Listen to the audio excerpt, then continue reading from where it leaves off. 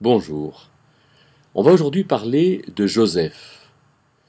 Joseph, ce personnage, cette figure de la Genèse, qui ne figure pas au rang des patriarches, Abraham, Isaac, Jacob, et qui n'est pas dans cette lignée de Juda, de la royauté, mais qui est quand même une figure magistrale dans la Genèse. Joseph, cette personne qui a vécu environ 1700, certainement, donc environ 400 ans avant que vienne ce temps d'esclavage pour les fils d'Israël, et pendant lequel Moïse finalement va délivrer ses frères et ses sœurs.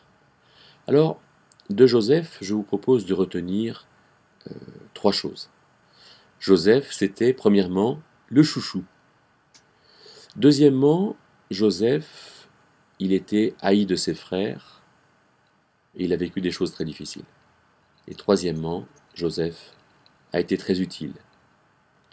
Alors, donc, si quelqu'un écoute et qu'il est chouchou dans sa famille, voilà, qu'il fasse attention parce qu'être chouchou, c'est jamais bon.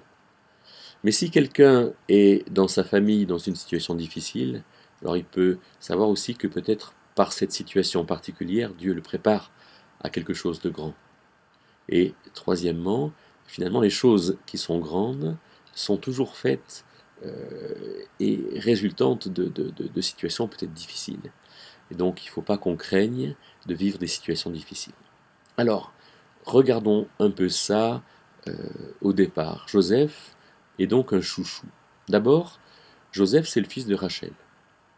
Vous savez, Jacob voulait une femme, c'était Rachel, mais il a d'abord eu Léa, la sœur aînée, parce que là-bas on lui a dit, mais ça se fait pas comme ça chez nous, on donne d'abord la sœur aînée, alors que la monogamie est quand même quelque chose de bien et d'encouragé. Et donc, en plus de ça, il a eu les servantes, Bilha, Zilpa, de Léa et de Rachel. Mais Jacob aimait Rachel. Et Joseph a été le premier fils de Rachel, le deuxième fils étant Benjamin. Et Joseph, il a eu la tunique de toutes les couleurs, cette tunique bigarrée. Il semble qu'il était jeune, mais enfin bon, il n'allait pas au travail. Et donc, à un moment donné, c'est Jacob qui va envoyer Joseph. Peut-être est-ce que c'est pour surveiller ses frères, en tout cas pour aller voir ses frères.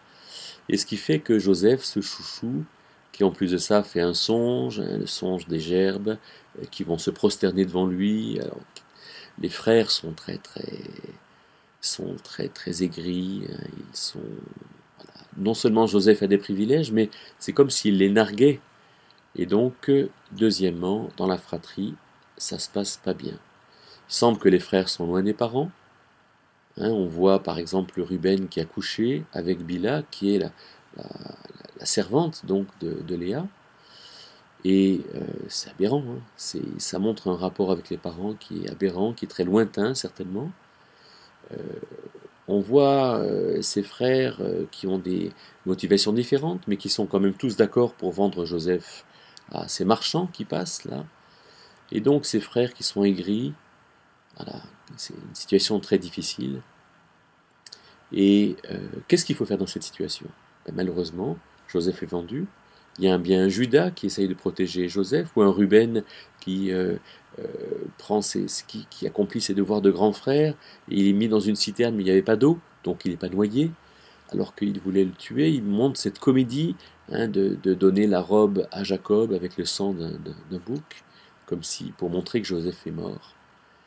Voilà. Mais par la suite, Joseph est utile, mais ce chouchou passe par des moments très difficiles, puisque le chouchou, il va en premier lieu être dans cette maison de Potiphar qu'il achète comme esclave, mais qui voit qu'il est extrêmement capable.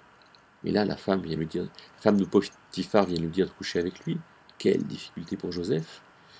Le chouchou, après, il est mis en prison. Et donc, quand il est en prison, il doit se dire, mais qu'est-ce que la vie est injuste, en fait, qu'est-ce que j'ai fait pour être en prison? Il a fait que d'être le chouchou de ses parents, finalement. Mais il a su attendre son temps, il a su construire, il a su être disponible pour panetier les chansons et pour être aussi dans une relation avec Dieu qui lui permet de quoi faire? Eh bien, d'interpréter les rêves, ce qu'il fait, et ce qu'il fait avec brio. Et finalement, à un moment donné, eh bien, le panetier ou les chansons, je ne me souviens plus duquel, va dire au pharaon, voilà, toi tu as vécu un rêve qui t'embarrasse, eh bien il y a quelqu'un qui les interprète. Et cette personne-là, c'est Joseph. Alors, si vous êtes chouchou, si vous avez un chouchou dans votre famille, ne craignez pas, mais plutôt sachez finalement réagir avec intelligence avec ces choses. Sachez vous rendre compte que c'est en vous tenant près de Dieu que vous verrez que les grandes choses se feront. Et ça, c'est à la portée de tout le monde, qu'on soit chouchou ou qu'on ne le soit pas.